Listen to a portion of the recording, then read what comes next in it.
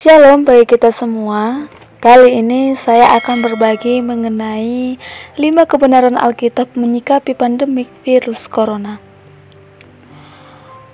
Virus corona atau istilah kedokterannya COVID-19, Coronavirus Disease 19, pertama kali terdeteksi di Wuhan, Cina pada bulan Desember 2019. Pandemi ini disikapi beragam di antara orang-orang Kristen. Ada yang takut, namun ada pula yang terlalu percaya diri.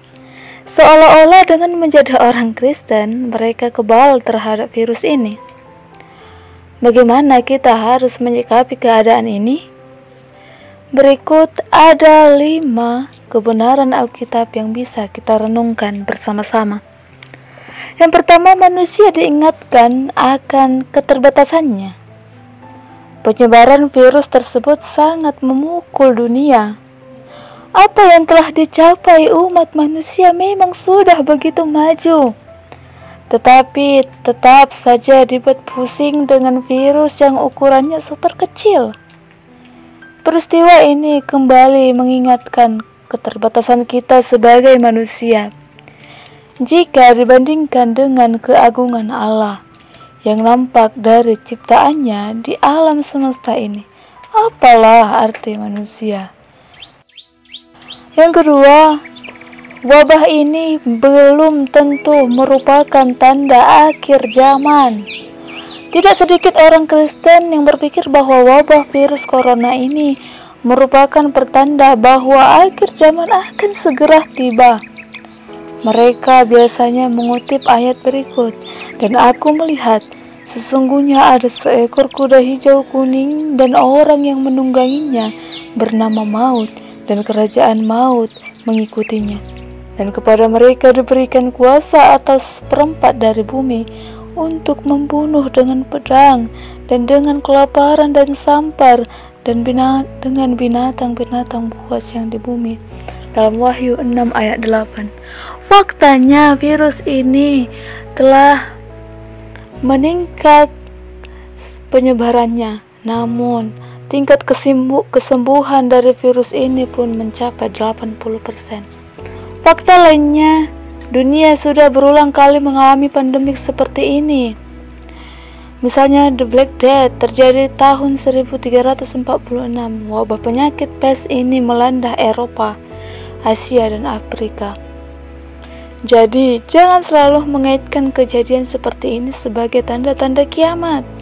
Alkitab sendiri menyatakan bahwa hari Tuhan akan datang seperti pencuri, tertulis dalam 1 Tesalonika 5 ayat 2. Lalu yang ketiga, anak-anak Tuhan tidak otomatis dijauhkan dari penyakit dan malapetaka. Menyikapi wabah ini, sebagian orang Kristen bersikap terlalu percaya diri. Misalnya mereka mengutip Mazmur 91 ayat 3. Bagi mereka, ayat ini merupakan janji Tuhan sehingga anak-anaknya tidak akan terjangkit virus corona. Benarkah demikian? Kalau kita meneliti Alkitab, maka kita akan menjumpai banyak tokoh iman di dalamnya yang justru bernasib tragis. Ayub, seorang yang saleh namun mendapat kemalangan yang tiba-tiba. Yohanes Pembaptis, seorang yang luar biasa pelayanannya namun mati dipenggal. Bahkan Tuhan Yesus sendiri mengalami proses kematian yang begitu mengerikan. Mengapa bisa begitu? Sesungguhnya Allah tidak pernah menjanjikan kepada kita untuk selalu dijauhkan dari masalah. Yang Allah janjikan adalah hidup kekal dan penyertaannya melewati berbagai permasalahan hidup. Seberapa besar permasalahan yang kita hadapi, kasih setianya tidak akan pernah lepas dari hidup kita.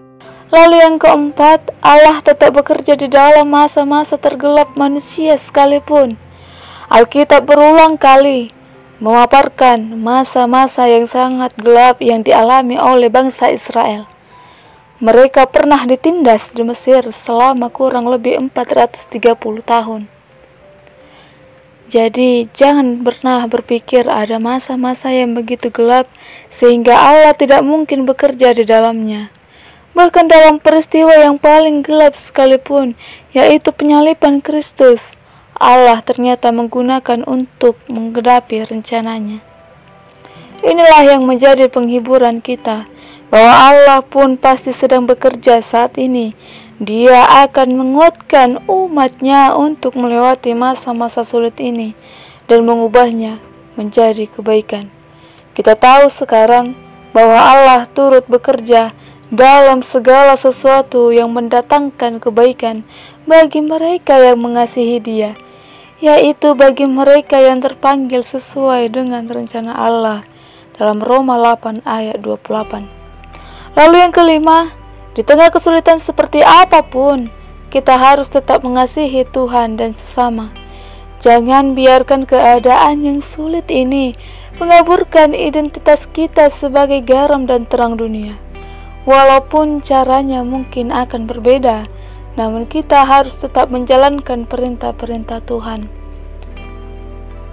Marilah kita menjadi anak-anak Tuhan yang berhikmat dalam menghadapi situasi ini. Jangan asal percaya dengan pernyataan-pernyataan yang terlihat alkitabiah. Jangan asal share berita negatif. Jangan memanfaatkan kesempatan di atas penderitaan orang lain. Berperan aktiflah dalam memperhatikan orang-orang di sekitarmu.